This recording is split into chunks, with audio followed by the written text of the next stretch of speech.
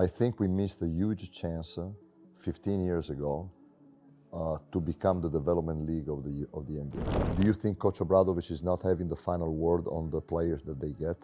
Or Šarūnas Jasikevičius or any other, let's say, coach? I always use the sentence of Coach Pop. It's not easy to play for a EuroLeague coach. Not for me, for a EuroLeague coach. Because we are all demanding, we all get crazy. You said last year that not having played at a high level led you to always try to learn from your players. But on the other hand, I guess you joked or something, you said that you hate the game because it's selfish for the athletes. What's the balance between that? I was meaning that I like much better practices than the games. Than the games, okay. Yes, because games, of course, you can see even this year in the EuroLeague, you know? Every game, they zoom on the coaches. We all look crazy. I honestly believe in what you said, because the players see the game, and with their creativity and their personality, sometimes they show you something that you did not see or you did not plan, okay? At the same time, I think I developed a good method in my life of teaching to the players, teaching the fundamentals, teaching the things, because if you don't develop a method, you know, you cannot coach, okay? And to develop a method means, in my opinion, that regardless how much you might know about basketball, and in these days with internet, YouTube, clinics, whatever, you can learn, you can see a lot. But the problem is all this information you have to process and put them in a way that is coordinated, so you know what you are capable to transfer from your knowledge to the players. Because if you try to transfer everything that you know in theory, you confuse them. So it's a little problem of balance, okay? But I always said that I like a lot to do the practice, because in the practice, I think I hope I can help a player. While in the game, usually, it's a player that helps me. You often talk about equality in the locker room and in playing time. How much of a challenge is it? I really believe that in a team, it's very important to acknowledge the differences and understand that there is somebody who is better than somebody else. Because basketball and a team is difficult. They can be living and run like a democracy. Unfortunately, there are players that are more important than others, and the big key is that the guys that have maybe a smaller role accept, embrace that role, and try to be the best possible in that role. So now another thing is trying to give some minutes to most of the players, which usually in a EuroLeague game is difficult, because if you use 10, sometimes 11 players, it's already a lot. To involve 12 players in a rotation, you saw the experience of Coach Kerr at the Olympics. On 40 minutes, to use 12 players, very, very difficult.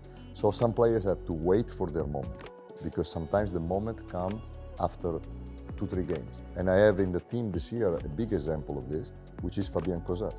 Fabien is 7 years with Real Madrid. Sometimes he was not playing for 2-3 games in a row, and then the 4th game, he was a starter. And he was playing a lot of minutes and really performing well. So I think that that's a big strength, a big mental strength in a player. This is from outside the game for the fans or the media. I guess talent, vision, approach, flexibility and patience are kind of a starting 5 for a coach. Do all of them lead to a path or a solution to the dilemma, principles or persons, players? It's a very important question that you mentioned. And I think that whoever is in position to, let's say, lead an organization, whether it's a sport organization or a business organization, at some point you will ask yourself if in my organization, principles or, let's say, values are more important than people, or vice versa. And I think that nobody has the right answer. I think that it's already a major step forward if you at least prepare or try to prepare to find an answer to this. Because we are, I think it's very, I would say, it's a little not realistic to say in my club or in my team values are more important, because then at some point you have a player that drives you crazy and plays a great game and wins the game for you. So what we do? We hate him? No. So there is a balance in everything. What I can tell you, and I think we all agree on this, the history of sports says that the organizations that in the long term to that questions answered that values of the organization are more important than people usually last more and won more. But in the short term, you can win also with accepting a lot of deviance or compromise a lot, you know?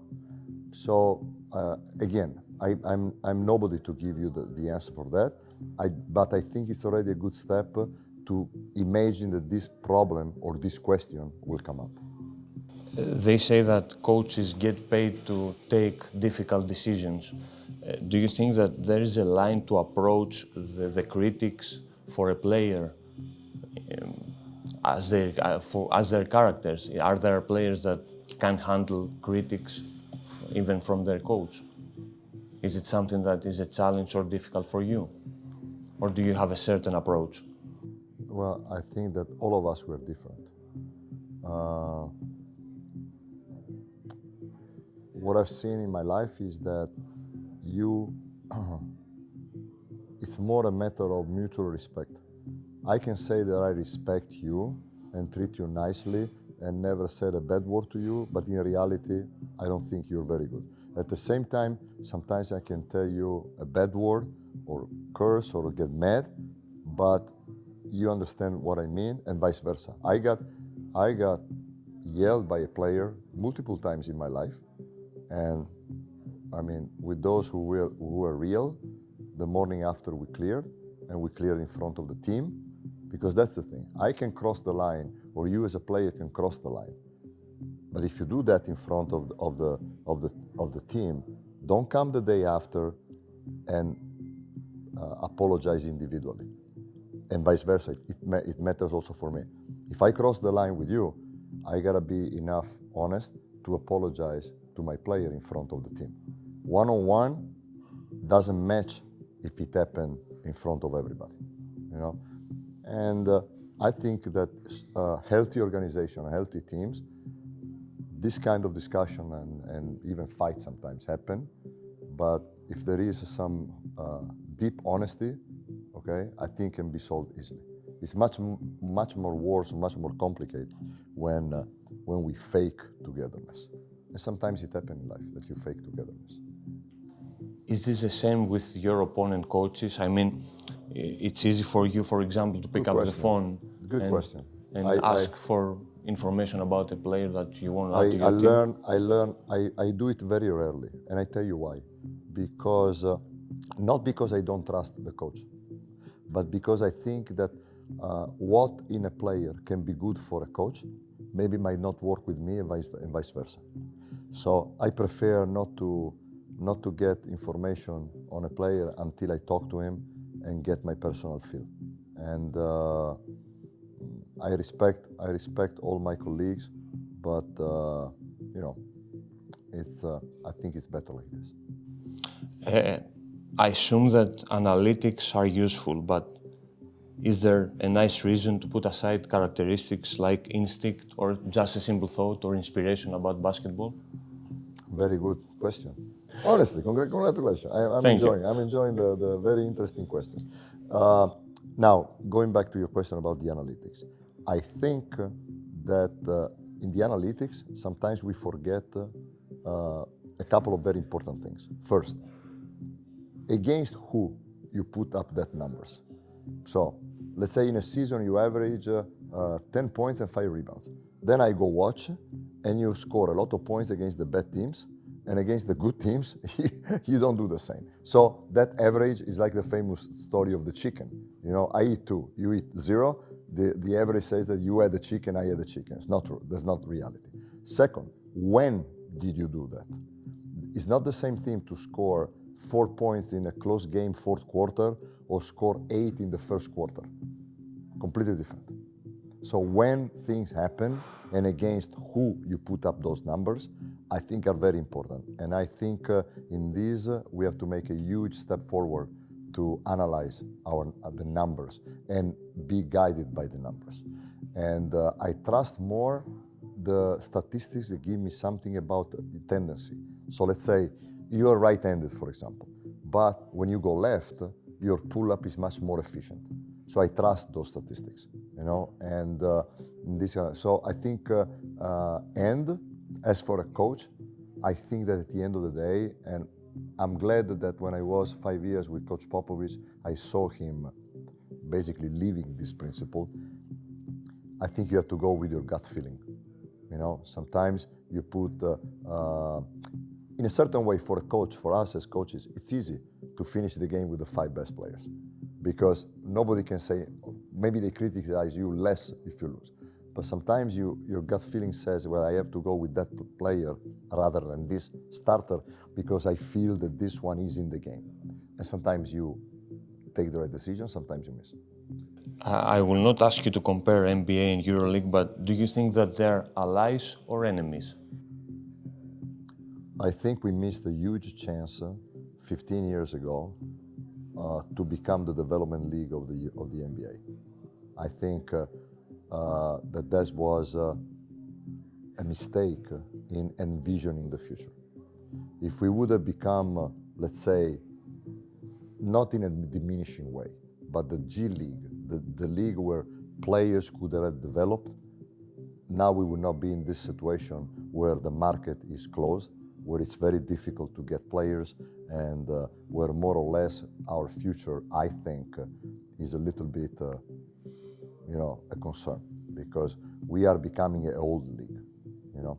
So I don't see them also, I don't think that in basketball you can see any organization, FIBA, EuroLeague, or NBA like enemies, because that would be stupid. I think we are a microcosmos. Compared to the rest of the world, compare what is going on, compare of the numbers, the business, whatever. Comparing with soccer, basketball, we are a small, unit, and I think we need to do the best to have better relationship and more balance. Coach Trinchieri told us last week that the EuroLeague is an aged league, as his opinion, with 35-year-old. That's not an opinion; it's a fact. With 35-year-old players dominating. Do you agree? And is this? Did you read my interview? I said that 5 years ago. He came. I think he came a little late. I said a little bit. Is there room or money versus the NBA to keep the talent in high level? Well, I give you an answer, making you an example. We have players in our youth program who were playing with our national team who got the silver medal in the World Cup. Okay, so very promising kids.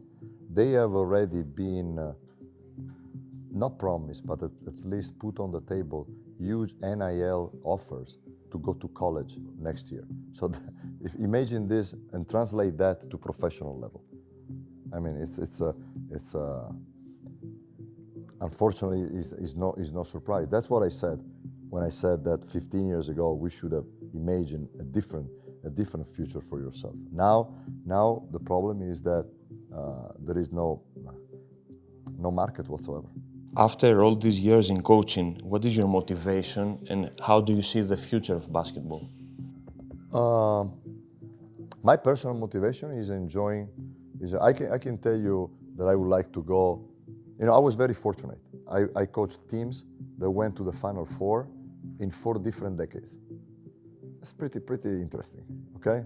So maybe I could be spoiled and say I would like to go also in the 5th decade, but I'm joking, okay? But so you can always find motivation for yourself, okay? But the reality is go to the gym and enjoy the challenge with your players, even if you have, let's say, sometimes pain, sufferance, tension, whatever. But I think it's very, very nice. As for the future of basketball, I think that the most important thing is, first of all, try to find a solution and some kind of, let's say, common plan with FIBA and NBA, okay? Because at some level, when Adam Silver talks about something in Europe, considering their power and economical, technical, whatever, and what they put together in Africa, I'm concerned, because I would not like to go back to 2000, the year 2000, when we had 2 leagues. I would like to have something common in the future, okay? Basketball-wise, I think we have to do something to clean up the game, because the game is becoming too physical. And there are a couple of topics that I think would be important to at least open a discussion. One is to use in the EuroLeague the defensive 3-second rule. And second, to emphasize more the hand checking. In the NBA, they cleaned the game. They cleaned the game when they decided that any kind of minimum touch on the ball handler was immediately a foul. That changed completely. The level of scoring, the level of physicality, the level of the athleticism remained the same, but it was not contact like it was in the in the 90s and in 2000. I see the games every year are becoming more and more physical and almost impossible to referee. And so I think it's worth a discussion. I don't even know if in the EuroLeague we have a technical commission, but I think it would be interesting that if there is a technical commission, we go to work and sit and discuss this, because there are a couple of topics that could be important to help the game. Specifically in EuroLeague. This is a scoop, huh? Okay. Specifically in the EuroLeague, last year we had the play-in form for the first time, and there's an upcoming rule for the financial fair play rule. Do you think that this is something to improve the league, both of them? Financial fair play is one thing. If he has to be confused with salary cap, it's completely 2 different things. Because for every rule that you implement, the most important thing is not the rule itself, is if you can enforce the rule. I give you an example. In the NBA, if any owner decide to cross the rule, like it happened some years ago with a couple of owners, the NBA, don't ask me why, but probably they have a great, let's say, office that work on these kind of things, they catch you immediately. And they punish you with fine, taking away picks from you and whatever. So what are the possibilities for the EuroLeague to control that under the table, nothing happens? This is the first thing. So how you enforce the rule, okay? And that's the most important thing. Second, if we talk about numbers, if those numbers are net, it's clear that in some country, that figure gross becomes double. In some other countries become much, much less. So that's already an unfair situation. So there are a lot of things. It's good that we try to aim at something, okay, to equalize the level and to allow maybe teams with smaller budget to be competitive, to win, because that's the essence of sport. But rather than dream big, I think we can, let's say, we have to concentrate on those steps or those decisions that can be applied and can also be double-checked. Otherwise, we talk too much of theory. Do you prefer Final Four or playoff series? Playoff, by the way. And you're asking the question to one of the 2 coaches that played that beautiful final series, not only because my team won, but because it was an unbelievable series with 5 sell-out arenas 5 times, incredible games, incredible players. We were watched in South America because of all the Argentinians. Can you imagine a EuroLeague final best of 5? I mean, that would be a great show. Oh, by the way, I forgot the other reason why talking about cap or whatever. The essence of cap in the United States, in the NBA, is that there is a pot where all the money coming from the TV rights come, and then they are shared equally between all the teams, which is not the case in the EuroLeague. So there are a lot of things that have to be addressed before we can discuss about that, in my opinion. Your dual role as coach and president of basketball operations in Milan is common in the NBA. Do you think that it's the future in Europe too? Look, besides the title, the job title, do you think Coach Obradovic is not having the final word on the players that they get? or Šarūnas Jasikevičius or any other, let's say, coach so it's just a matter of, let's say, it's not a matter of job titles, it's a matter of having possible the last word. I don't interfere in ticketing, marketing, or whatever.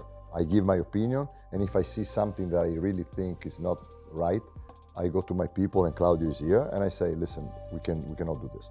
But I have people but in the team, and especially when it goes down to putting the team together, possibly I would like to coach players that I think I can coach and I think can fit our team. So that's where I have my last word, independently from the job title.